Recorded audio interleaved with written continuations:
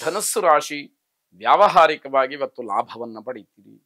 ವ್ಯವಹಾರದಲ್ಲಿ ಏನೋ ಒಂದು ಗುರಿಯನ್ನು ತಲುಪ್ತೀರಿ, ಹಣವನ್ನ ಸಂಪಾದಿಸ್ತೀರಿ ಅಂತಕ್ಕಂಥದ್ದು.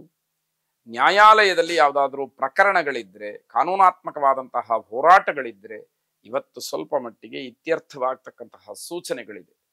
ಅದು ಮನಸ್ಸಿಗೆ ಎಲ್ಲೋ ಒಂದು ಕಡೆ ಸಮಾಧಾನವನ್ನ ಕೊಡ್ತಕ್ಕಂಥದ್ದಾಗತ್ತೆ. ಕೆಲಸ ಕಾರ್ಯಗಳಲ್ಲಿ ಆಸಕ್ತಿ ಇರಬೇಕು. ಏನೋ ಕಾಟಾಚಾರಕ್ಕೆ ಮಾಡ್ತಕ್ಕಂಥದ್ದು, ಬೇರೆಯವರ ದಾಕ್ಷಿಣ್ಯಕ್ಕೆ ಕೆಲಸ ಮಾಡ್ತಕ್ಕಂಥದ್ದು ಖಂಡಿತ ಬೇಡ. ನಿಮಗೆ ಆಸಕ್ತಿ ಇಲ್ವಾ, ಆ ಕೆಲಸವನ್ನು ಮಾಡಬೇಡಿ. ಒಂದು ಕೆಲಸವನ್ನು ಮಾಡ್ಲಿಕ್ಕೆ ಹೋಗಿ ಮತ್ತೊಂದು ತಪ್ಪನ್ನ, ತೊಂದರೆಯನ್ನ ಯಾಕೆ ಮಾಡ್ಕೊಳ್ತೀರಿ? ಅದು ಬೇಡವೇ ಬೇಡ. ಕೆಲಸ ಮಾಡೋದಿದ್ರೆ ಮನಃಪೂರ್ವಕವಾಗಿ ಮಾಡಿ ಅನ್ನುವಂಥದ್ದು ಸಲಹೆ. ವೈವಾಹಿಕ ಜೀವನದಲ್ಲಿ, ಕೌಟುಂಬಿಕವಾದಂತಹ ವಿಚಾರದಲ್ಲಿ ಸಮಾಧಾನ ಇರುವುದಿಲ್ಲ. ಏನೋ ಸಣ್ಣ ಪುಟ್ಟ ಶೀತಲ ಸಮರ, ಕೋಲ್ಡ್ ವಾರ್ ನಡೀತಾನೆ ಇರುತ್ತೆ.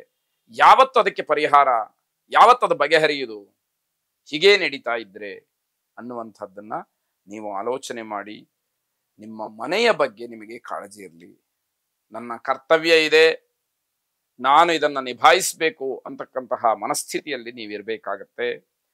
ನಕಾರಾತ್ಮಕವಾದಂತಹ ಚಿಂತನೆಗಳಿಂದ ಮನಸ್ಸಿಗೆ ನೋವುಂಟಾಗತ್ತೆ. ಕೆಟ್ಟದಾಗೆ ಆಲೋಚನೆ ಮಾಡ್ತೀರಿ, ನಮ್ಮ ಜೀವನ ಹೇಗಪ್ಪ, ಈ ಥರ ಆಯ್ತಲ್ಲ ಅಂತ. ಅದರಿಂದ ಮನಸ್ಸಿಗೆ ನೋವಾಗತ್ತೆ. ನಾವು ಈ ರೀತಿಯ ಪರಿಸ್ಥಿತಿಯಿಂದ ಹೊರಬರಲಿಕ್ಕೆ ಸಾಧ್ಯವೇ ಇಲ್ವಾ ಅನ್ನುವಂತಹ ಆಲೋಚನೆಗಳೂ ಕೂಡ ಮನಸ್ಸಿಗೆ ಬರಬಹುದು. ಇದೆಲ್ಲವನ್ನ ದೂರ ಮಾಡಿಕೊಳ್ಳಿ. ಸದ್ಗುರು ಸಾಯಿಬಾಬಾರನ್ನ ಪ್ರಾರ್ಥನೆ ಮಾಡಿ. ಶುಭವಾಗಿ. ಮಕರ ರಾಶಿ, ಪ್ರಯಾಣದಿಂದ ಬಹಳ ಖುಷಿ ಪಡ್ತೀರಿ. ಯಾವುದೋ ಪ್ರವಾಸ ಅಥವಾ ಪ್ರಯಾಣ ಮನಸ್ಸಿಗೆ ತುಂಬಾ ಆನಂದವನ್ನ ಉಂಟು ಮಾಡುತ್ತೆ. ಇದರ ಜೊತೆಯಲ್ಲಿ ಸಂಬಂಧಿಕರಿಂದ ಅಂತರವನ್ನ ಕಾಯ್ದುಕೊಳ್ತೀರಿ. ಅವರೂ ಅಷ್ಟೇ, ನಿಮ್ಮನ್ನ ಕಂಡ್ರೆ ಅಷ್ಟಕ್ಕಷ್ಟೇ ಅನ್ನುವಂತಹ ರೀತಿಯಲ್ಲಿ ಬಂಧುಗಳು ದೂರವಾಗ್ತಾ ಹೋಗ್ತಾರೆ. ಇದಕ್ಕೆ ನಿಮ್ಮ ನಡೆ, ನುಡಿ, ವ್ಯಾವಹಾರಿಕ ಲಕ್ಷಣ, ಸ್ವಾರ್ಥ ಇವೆಲ್ಲವೂ ಕೂಡ ಕಾರಣವಾಗತ್ತೆ. ಬಂಧುತ್ವಕ್ಕಿಂತ ವ್ಯವಹಾರ ಮುಖ್ಯ ಅಂತ ಹೇಳಿ ಆಲೋಚನೆ ಮಾಡ್ತಕ್ಕಂತಹ ನಿಮ್ಮ ಮನಸ್ಥಿತಿ ಇದೆಲ್ಲವನ್ನ ಈ ದಿವಸ ನಿಮಗೆ ಪ್ರತ್ಯಕ್ಷವಾಗಿ ತೋರಿಸ್ತಕ್ಕಂಥದ್ದಾಗತ್ತೆ. ಸಾಮರ್ಥ್ಯಕ್ಕೆ ಅನುಗುಣವಾಗಿ ಕೆಲಸವನ್ನ ನಿರ್ವಹಣೆ ಮಾಡಬೇಕು. ನಮ್ಮ ಯೋಗ್ಯತೆಗೆ ಯಾವುದು ಸೂಕ್ತವೋ ಅಂತಹ ಕೆಲಸಗಳನ್ನೇ ಆಯ್ಕೆ ಮಾಡಿಕೊಂಡ್ರೆ ಜಯಗಳಿಸೋದಕ್ಕೆ ಪ್ರಯತ್ನ ಮಾಡಬಹುದು. ಅದಿಲ್ಲ ಅಂತಾದ್ರೆ ಎಲ್ಲವೂ ಕೂಡ ಕಷ್ಟವಾಗತ್ತೆ. ಆತ್ಮತೃಪ್ತಿಯಿಂದ ಮಾಡಿದಂತಹ ಕೆಲಸಗಳ ಮಾತ್ರ ನಿಮಗೆ ಉತ್ತಮವಾದಂತಹ ಫಲವನ್ನು ಕೊಡುತ್ತೆ. ಮೊದಲು ನಿಮ್ಮ ಮನಸ್ಸಿಗೆ ಸಮಾಧಾನ ಆಗಬೇಕು. ನಾನು ಮಾಡ್ತಿರ್ತಕ್ಕಂತಹ ಕೆಲಸ ಸರಿಯಾಗಿದೆ, ಇದು ನನ್ನ ಯೋಗ್ಯತೆಗೆ ಯೋಗ್ಯವಾದ ಕೆಲಸ ಅನ್ನುವಂತಹ ಭಾವನೆ ನಿಮಗಿರಬೇಕು. ಆಗ ಮಾತ್ರ ನೀವು ಮಾಡಿದಂತಹ ಕೆಲಸಗಳು ನಿಮಗೆ ಫಲವನ್ನ ಕೊಡ್ತಕ್ಕಂಥದ್ದು.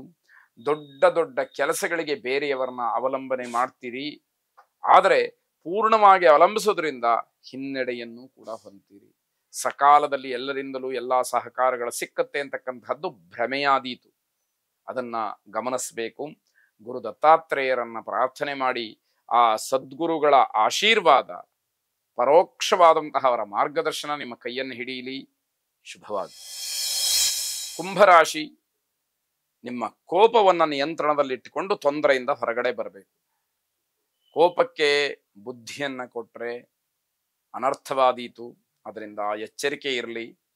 ಕೆಲಸದ ಬದಲಾವಣೆ ಅಥವಾ ವರ್ಗಾವಣೆ ಈ ಸೂಚನೆಗಳು ಕಾಣುತ್ತೆ. ಯಾವುದು ಎಷ್ಟರ ಮಟ್ಟಿಗೆ ಸೂಕ್ತ ಅನ್ನುವಂಥದ್ದನ್ನ ಆಲೋಚನೆ ಮಾಡಿ ನಿಮ್ಮ ಪ್ರಯತ್ನದಿಂದ ಇಲ್ಲಿರಬೇಕಾ, ಮುಂದಕ್ಕೆ ಹೋಗ್ಬೇಕಾ ಅನ್ನುವ ತೀರ್ಮಾನವನ್ನು ಮಾಡಿ. ಆರೋಗ್ಯ ಸ್ವಲ್ಪ ಮಟ್ಟಿಗೆ ಸುಧಾರಿಸುತ್ತೆ, ಅದು ಸಮಾಧಾನವನ್ನ ಕೊಡ್ತಕ್ಕಂಥದ್ದಾಗತ್ತೆ. ಕೌಟುಂಬಿಕವಾಗಿ ಅನ್ಯೋನ್ಯತೆಯನ್ನು ಬೆಳೆಸ್ಕೊಳ್ಬೇಕು. ಕುಟುಂಬದಲ್ಲಿ ಸಾಮರಸ್ಯ ಇಲ್ಲ ಅಂತಾದ್ರೆ ನೀವು ಏನು ಮಾಡಿದರೂ ಕೂಡ ಅದು ವ್ಯರ್ಥವಾಗುತ್ತೆ. ಹಾಗಾಗಿ ಆ ಸಾಂಸಾರಿಕ ಜೀವನದ ಒಂದು ಸಾಮರಸ್ಯ, ಸ್ವಾರಸ್ಯ ನಿಮಗೆ ಮನಃಪೂರ್ವಕವಾಗಿ ತಿಳಿಬೇಕಾದಂಥದ್ದಾಗತ್ತೆ. ಮಕ್ಕಳ ವಿದ್ಯಾಭ್ಯಾಸದ ವಿಚಾರದಲ್ಲಿ ಸ್ವಲ್ಪ ಮಟ್ಟಿಗೆ ಗೊಂದಲ ಕಾಡಬಹುದು, ಸರಿಪಡಿಸ್ಕೊಳ್ಳಿ. ಯಾಕೆ ಅಂತಂದ್ರೆ ಅತಂತ್ರವಾದಂತಹ ಸಮಯ ಇದಾಗಿರುತ್ತೆ. ಈಗ ಸರಿಯಾದ ನಿರ್ಧಾರಕ್ಕೆ ಬರಲಿಲ್ಲ ಅಂತಾದ್ರೆ ಮಕ್ಕಳ ವಿದ್ಯಾಭ್ಯಾಸದ ಜೀವನ ಕಷ್ಟವಾದೀತು. ವ್ಯಾವಹಾರಿಕವಾಗಿ ಸ್ವಲ್ಪ ಗಲಾಟೆಯನ್ನ ಮಾಡ್ಕೊಳ್ತಕ್ಕಂತಹ ಸೂಚನೆ ಇದೆ. ಗಲಾಟೆ ಬೇಡ. ಸರಿಯಾದಂತಹ ಮನಸ್ಥಿತಿಯಿಂದ ಗೊಂದಲವನ್ನ ನಿವಾರಣೆ ಮಾಡಿ ಪರಿಹಾರವನ್ನ ಕಂಡುಹಿಡ್ಕೊಳ್ಳಿ. ನರಸಿಂಹಸ್ವಾಮಿಯನ್ನ ಪ್ರಾರ್ಥನೆ ಮಾಡಿ. ಶುಭವಾಗಲಿ. ಕೊನೆಯದಾಗಿ ಮೀನರಾಶಿ, ದಿನದ ಆರಂಭ ಬಹಳ ಪ್ರತಿಕೂಲವಾಗಿರುತ್ತೆ. ಅಂದ್ರೆ ನಿಮಗೆ ವಿರುದ್ಧವಾದಂತಹ ರೀತಿಯಲ್ಲೇ ದಿನದ ಆರಂಭವಾಗುತ್ತೆ. ಎದ್ದ ತಕ್ಷಣ ಏನೋ ಕಿರಿಕಿರಿ, ಏನೋ ಅಸಮಾಧಾನ, ಇವತ್ತು ಏನಾಗುತ್ತೋ ಅಂತಕ್ಕಂತಹ ಭಯ, ಅಥವಾ ಏನು ಬಂದ್ರೂ ಎದುರಿಸ್ತೀನಿ ಅಂತಕ್ಕಂತಹ ಹುಚ್ಚು ಧೈರ್ಯ, ಇವೆಲ್ಲವೂ ನಿಮ್ಮನ್ನ ಕಾಡುವಂತಹದ್ದಾಗತ್ತೆ. ವಿರೋಧಿಗಳಿಂದ ದೂರ ಉಳ್ಕೊಳ್ಬೇಕು. ಯಾವ ಕ್ಷಣದಲ್ಲಿ ಅವರಿಂದ ನಿಮಗೆ ಏನು ತೊಂದರೆ ಬೇಕಾದರೂ ಕೂಡ ಆಗಬಹುದು ಅಂತಕ್ಕಂಥದ್ದು. ವ್ಯವಹಾರದಲ್ಲಿ ಯಾವುದೇ ಕಾರಣಕ್ಕೂ ಕೂಡ ವ್ಯಂಗ್ಯವಾದಂತಹ ಮಾತುಗಳನ್ನು ಆಡಬೇಡಿ.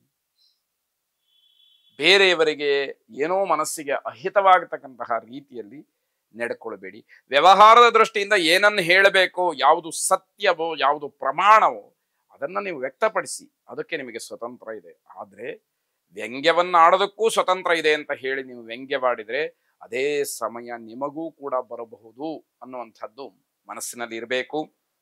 ಮನಸ್ಸಿಗೆ ಏನ್ ಅನ್ಸುತ್ತೋ ಆ ಮಾತುಗಳನ್ನು ಆಡ್ತಕ್ಕಂಥದ್ದು ಕೂಡ ಒಳ್ಳೆಯದಲ್ಲ. ಆರ್ಥಿಕವಾದಂತಹ ಸಮಸ್ಯೆ ನಿವಾರಣೆಯಾಗಲಿಕ್ಕೆ ಅವಕಾಶ ಇದೆ.